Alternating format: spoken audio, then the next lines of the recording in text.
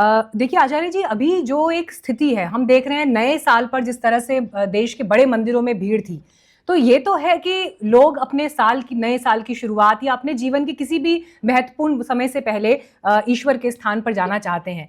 लेकिन क्या आपको लगता है कि जिस तरह से ये इतना बड़ा नंबर मंदिरों की तरफ जा रहा है, इसमें जेन्युइन भक्त जो दर्शन करने के लिए आ रहे हैं, और एक वो भीड़ जो उस ट्रेंड को फॉलो करके आ रही है कि साल के पहले दिन हमें यहां होना है, हमारे स्टेटस अपडेट के लिए एक फोटो क्लिक होनी चाहिए, सोशल मीडिया की इस रील में हमको पोस्ट करने के लिए कंटेंट चाहिए, तो एक अच्छा खासा नंबर उस भीड़ का भी है। और इसकी वजह से तीर्थों में एक अव्यवस्था, एक वहां का जो माहौल खराब हो रहा है, वो परिस्थिति भी चुनौती के रूप में देश के सामने है। मीनाक्षी जी, आप जिस प्रकार का वार्तालाप कर रही है ना, ये आध्यात्मिकता सनक नहीं है। किसी की भक्ति को आप सनक शब्द का उच्चारण कर रही है, मैं इस पे घोर आपत्ति करता हूं। तो इस बात को आप सबसे पहले तो हटाएं। स्टैम्पेड जो एक ऐसी घटना है, मिसमैनेजमेंट की घटना है, वो फिल्म हॉल में भी हो जाती है, जहां फिल्म की शूटिंग हो रही थी वहां भी हो जाती है। और अभी मैं डाटा देख रहा था, वर्ल्ड वाइड डाटा, यदि आप थोड़ा देखने का, आपने अवश्य देखा होगा, तो मैं अगर आपको डाटा दिखाऊं तो वर्ल्ड में ऐसा कोई कोना नहीं है जहां स्टैम्पेड ना हुआ हो। और वो पूरी तरह से फेल्योर जो है वो जनता का नहीं है। जनता तो ठीक है, अगर भक्तिवश जा रही है मंदिर में, आप कहती है मंदिर में जाना सनक है, तो मैं इसका घोर आपत्ति करता हूँ। इस नहीं, आपकी आपत्ति बिल्कुल जायज है, आपकी आपत्ति जायज है। नहीं, आपकी आपत्ति जायज है सर, लेकिन मुझे लगता है कि शायद आप एक माइंडसेट के साथ मुझे जवाब दे रहे हैं। नहीं, मैं आपकी बात सुन रही थी सर, मैं आप कंप्लीट करिएगा सर, आप कंप्लीट करिएगा। मैं सिर्फ नहीं, आप क्योंकि ना मेरे नाम का और मेरे नहीं, आप नाम का और सेंटेंस का सर गलत इस्तेमाल कर रहे हैं सऊदी के ऊपर। आचार्य जी, आप गलत प्रयोग कर रहे हैं ना, मैं उस चीज पे करेक्शन कर रही हूँ सर, मैं उस चीज पर करेक्शन कर रही हूँ जो आपने गलत बोला है। उसके बाद अपनी बात पूरी करिएगा। आपने कहा कि मैंने मंदिरों में जाने वालों के लिए सनक शब्द का इस्तेमाल किया, ये बात बिल्कुल गलत है। मैं खुद मंदिर जाती हूँ, मैंने मंदिर जाने वालों के लिए सनक का प्रयोग नहीं किया। सर सुन, अरे मैं तो कह रही हूँ सर, मैंने सनक शब्द का प्रयोग किया है, लेकिन मैंने सनक शब्द जिस चीज के लिए कहा है, देखिए सर, अब ये तो रिकॉर्ड हो रहा है ना, अभी मैं अभी के अभी जो मैंने कहा है मैं वो रिव्यू करके दिखा दूंगी। मैंने मंदिर जाने वालों के लिए सनक शब्द का प्रयोग नहीं किया है सर, मैं खुद मंदिर जाती हूँ, सबसे बड़ी बात ये। और दूसरी बात ये, किसी की आध्यात्मिकता पर सर्टिफिकेट देने वाली मैं कोई नहीं हूं, ना मेरा कोई ऐसा हक बनता है, ना मैं उसकी जानकार हूं।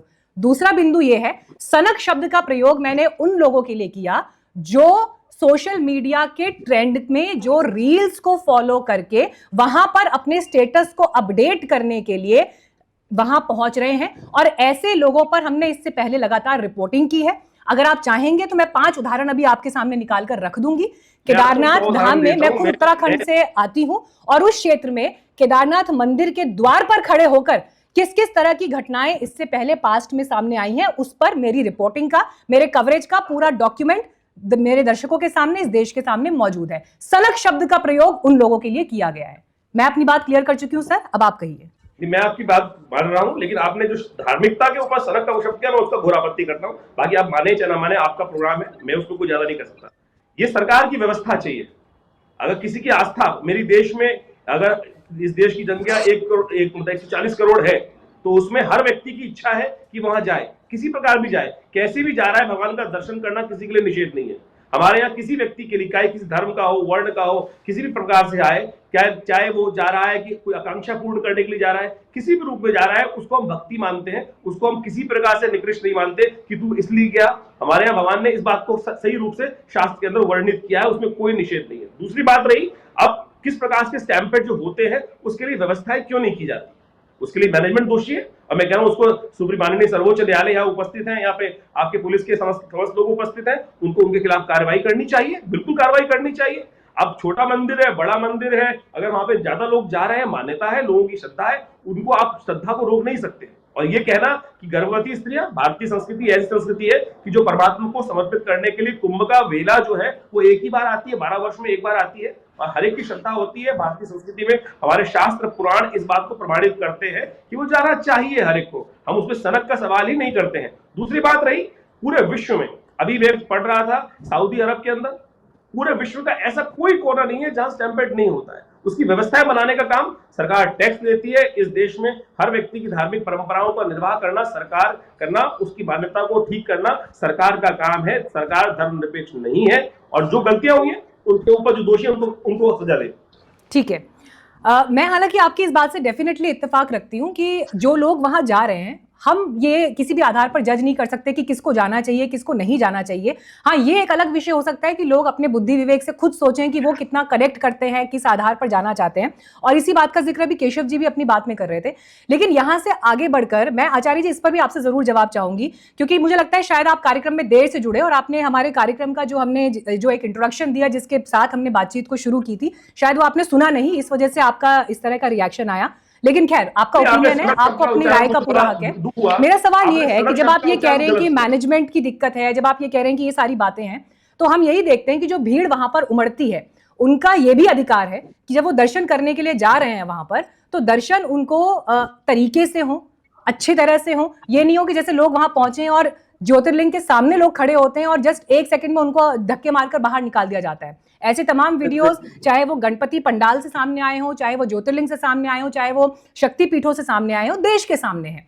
और इसीलिए सवाल व्यवस्थाओं पर उठ रहे हैं कि जो ये व्यवस्थाएं जिनकी करने की जिम्मेदारी बनती है, उनको अकाउंटेबल कौन ठहराएगा, उनको जिम्मेदार कौन ठहराएगा, इसके लिए मिसाल कहां से कायम होगी, ताकि जैसी घटना तिरुपति में सामने आई है वैसी घटना फिर कभी कहीं किसी अनहोनी के रूप में सामने ना आए। तो छोटा सा आप एक कमेंट दीजिए, फिर मैं अगले मेहमान के पास जाऊंगी। देखिए, बिल्कुल जो मैनेजमेंट जो मंदिर बनाया है, जो मंदिर के ट्रस्टी लोग हैं, उधर का डीएम है, उन सबकी पूरी जिम्मेदारी बनती है। एक भी व्यक्ति को अगर खरोंच भी आती है, व्यवस्था ठीक नहीं होती है, तो उसके ऊपर आवाज उठानी चाहिए, बिल्कुल उठानी चाहिए। और उसके लिए भारत सरकार के अंदर जहां भी जिस भी देश के अंदर गवर्नमेंट है, उनको व्यवस्था करने का प्रयास करना चाहिए पूरी तरह से। इसमें हम हाथ धो के ये नहीं कर सकते कि हमारे बस की नहीं है, चीजें अपने आप कर ली जाए। व्यवस्था करनी है, सरकार में आए हैं तो ये व्यवस्था हुई है, और किसी भी प्रकार की इस प्रकार की घटना बहुत दुर्भाग्यपूर्ण है, बहुत दुर्भाग्यपूर्ण है। और एक बात यदि आप समझे कि आपने जो शुरू में कहा था कि जो गीता के मंत्र की बात की थी, वो मंत्र इस प्रकार से, न तद्भासते सूर्य न शशांको न पावक यद गत्वा न निवर्तते तद्धाम, भगवान ने जो उच्चारण किया है, इस बात को शास्त्र प्रमाणित नहीं, ये बात नहीं कही है कि वहां जाके लोग मोक्ष को चले जाते हैं।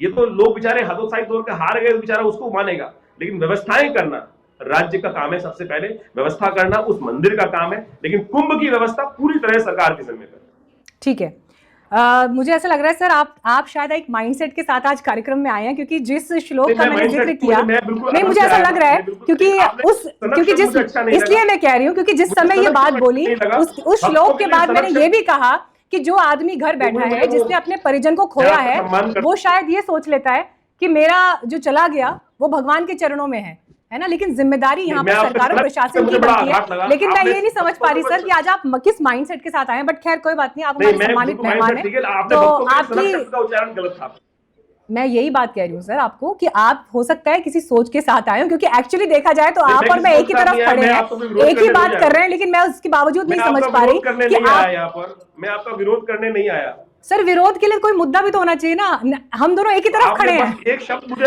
आचार्य जी एक ही तरफ खड़े हैं, भक्त सन की नहीं हो सकता। मैं यही बात कह रही हूँ सर, भक्त तो सन की कभी हो ही नहीं सकता, ये तो मैं खुद कह रही हूँ इस बात को। और कोई बात नहीं।